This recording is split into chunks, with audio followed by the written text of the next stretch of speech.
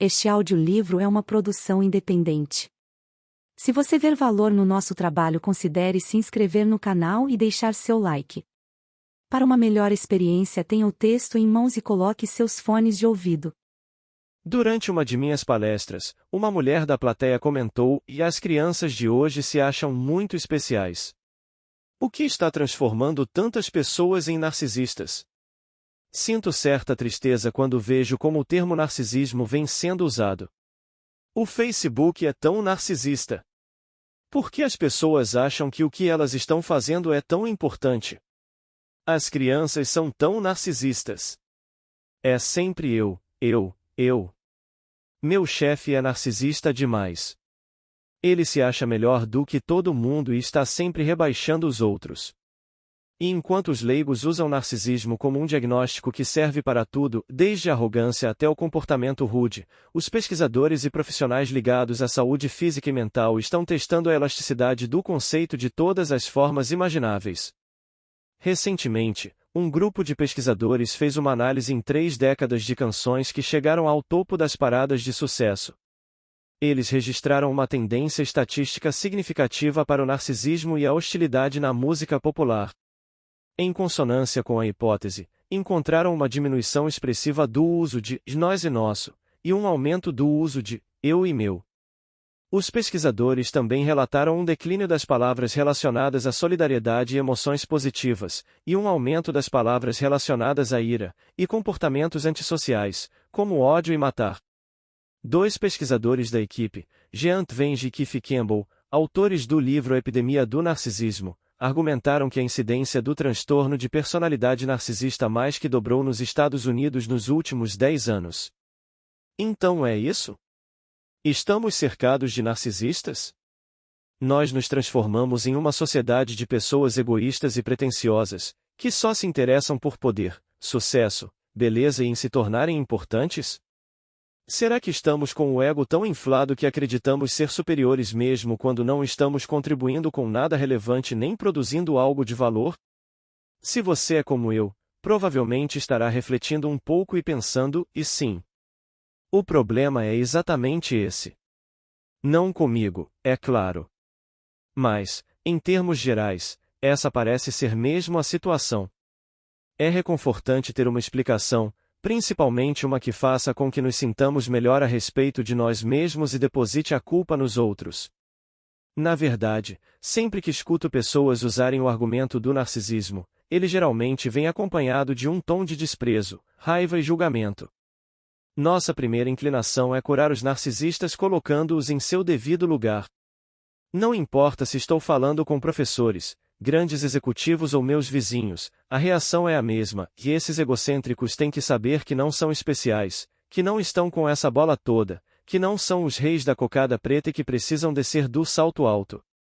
O tema do narcisismo penetrou tanto na consciência social que a maioria das pessoas o associa, corretamente, a um padrão de comportamento que inclui ideias de grandeza, uma necessidade gritante de admiração e falta de empatia.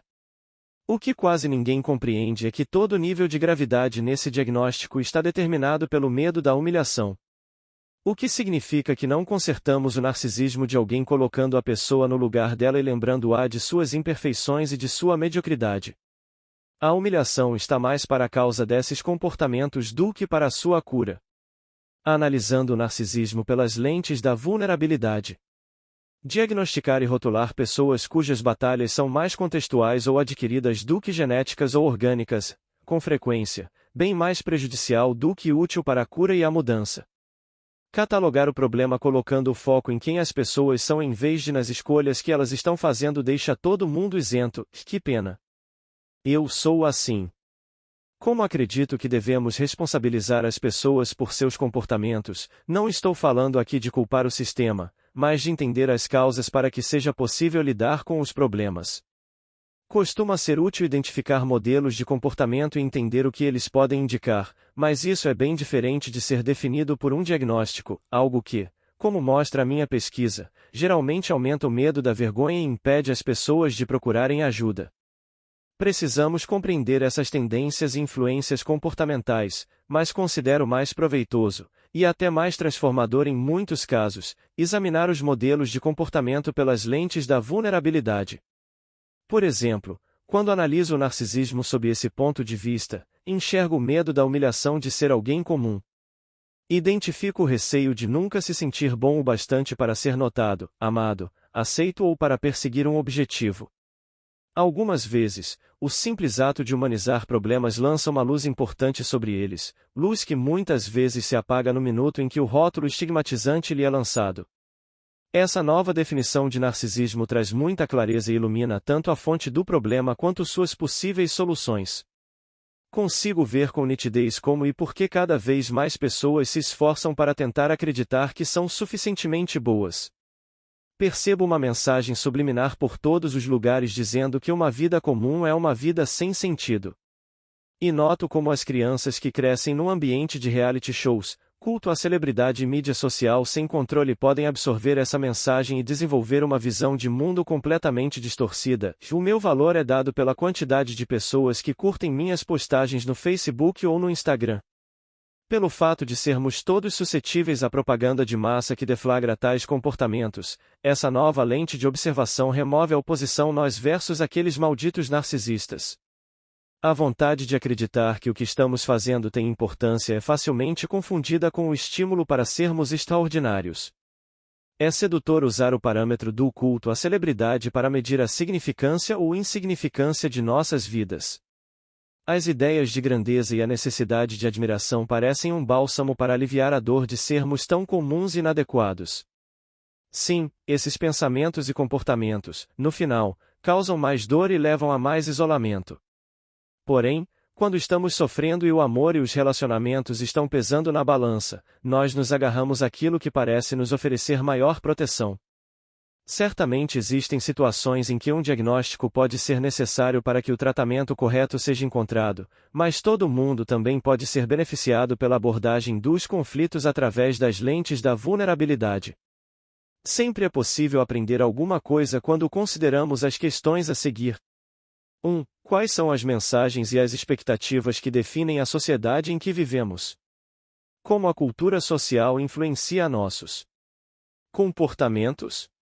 2. De que maneira as dificuldades que enfrentamos produzem comportamentos cujo objetivo principal é nos proteger?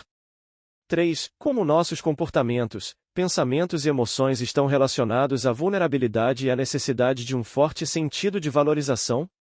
Voltando à problemática anterior, sobre estarmos ou não cercados de pessoas com transtorno de personalidade narcisista, acredito que exista uma poderosa influência social em ação agora mesmo e que o medo de ser comum faça parte dela, mas tenho certeza de que a resposta está em uma camada mais profunda. Para encontrar a fonte, devemos passar longe da linguagem abusiva e estigmatizante. Se ampliarmos a perspectiva, a visão muda. Sem perder de vista os problemas que viemos discutindo, podemos enxergá-los como parte de um quadro maior. Isso nos permite identificar perfeitamente a maior influência cultural de nossa época, o contexto capaz de explicar o que todos identificam como uma epidemia de narcisismo. Além disso, ele também proporciona uma visão panorâmica das ideologias, dos comportamentos e dos sentimentos que estão transformando lentamente quem nós somos e a maneira como vivemos, nos relacionamos, trabalhamos, lideramos, cuidamos dos filhos, governamos, ensinamos e nos conectamos uns com os outros. Esse contexto a que me refiro é a nossa cultura da escassez. Escassez, o problema de nunca ser bom o bastante. Um aspecto crucial do meu trabalho é encontrar uma linguagem que expresse com precisão os dados obtidos e também seja profundamente compreendida pelos participantes da pesquisa. Quando as pessoas ouvem ou leem a frase "nunca ser, espaço, o bastante", levam apenas alguns segundos para começarem a preencher as lacunas. 1. Nunca ser bom o bastante. 2. Nunca ser perfeito o bastante. 3. Nunca ser magro o bastante. 4. Nunca ser poderoso o bastante. 5. Nunca ser bem-sucedido o bastante. 6. Nunca ser inteligente o bastante. 7. Nunca ser correto o bastante. 8. Nunca ser seguro o bastante. 9. Nunca ser extraordinário o bastante.